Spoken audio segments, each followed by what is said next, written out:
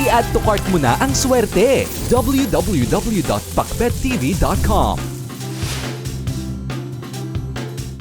Nakakita ka na ba ng balat ng ahas, kapakbet? Ginawa mo ba itong pampaswerte sa bahay at pera mo? May mga iilan na nagsasabi na kung nakakita ka raw ng balat ng ahas, ilagay mo ito sa wallet mo o hindi naman kaya ay itago mo ito dahil makakatanggap ka ng malaking pera. Ito ay mga paniniwala lamang. Hindi rin naman natin maipagkakaila na hindi tayo pare-pareho ng paniniwala. Kaya ang tanging magagawa natin ay respetuhin na lamang ang paniniwala ng iba. Ngunit ayon sa mga prinsipyo ng feng shui, mga kapakbet, walang koneksyon ang balat ng ahas upang gawing pampaswerte sa pera, partikular na kung gagamitin ito upang manalo sa sugal. Hindi kasi ito pinapayo ng mga totoong feng shui masters. Gayunpaman, kung nakakita ka ng balat ng ahas sa bahay niyo, mayroon itong spiritual meaning, mga kapakbet. Pero ano ba muna ang kahulugan ng ahas? Kung nakakita ka ng ahas o ito ay napanaginipan mo, may koneksyon ito sa spiritual transformation mo. Maaari ring isa itong babala sa iyo tungkol sa mga taong may masamang balak.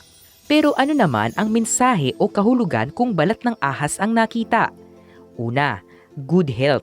May pagkakataon ba sa buhay niyo, mga kapakbet, na kayo ay may sakit tapos nakakita kayo ng balat ng ahas sa bahay o sa paligid niyo at gumaling din kayo kalaunan? Sinasabi na kapag ikaw ay nakakita ng balat ng ahas tapos ikaw ay may sakit, nagsasabi ito sa iyo na ikaw ay magkakaroon ng good health at gagaling ka. Tutulungan ka nitong palakasin ang sarili laban sa sakit na meron ka. Pangalawa, iwanan ang nakaraan. Kung nakakita ka ng balat ng ahas o snake skin, partikular na sa umaga, mga kapakbet, nangangahulugan ito na pinapayuhan ka ng universe na iwanan mo na ang mga masalimuot mong nakaraan. Marahil ikaw ay nakatali pa rin sa mga pagkakamali ng nakaraan mo.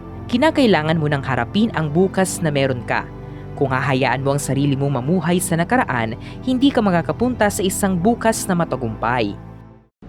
We have crossed one more milestone. It's only the beginning.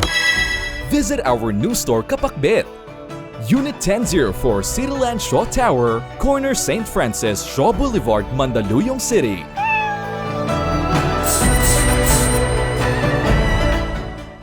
Mag-ingat ka sa mga taong nasa paligid mo. Kung sa gabi mo naman nakita ang balat ng ahas, kapakbet, sinasabi sa iyo nito na kailangan mong mag-ingat sa mga tao sa paligid mo, partikular na sa mga kaibigan mo.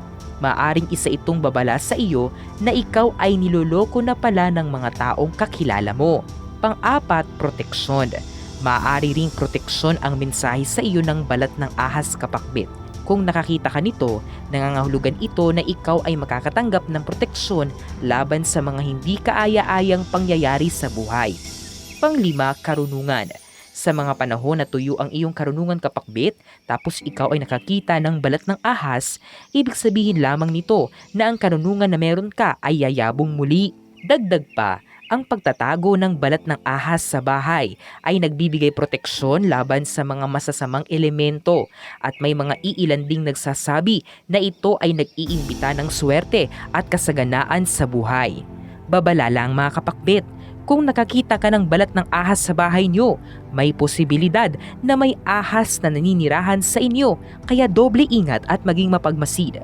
Inuulit ko lamang, mga kapakbet, na walang basihan kung gagawin mong pampaswerte sa pera ang balat ng ahas, batay sa mga prinsipyo at alituntunin ng feng shui.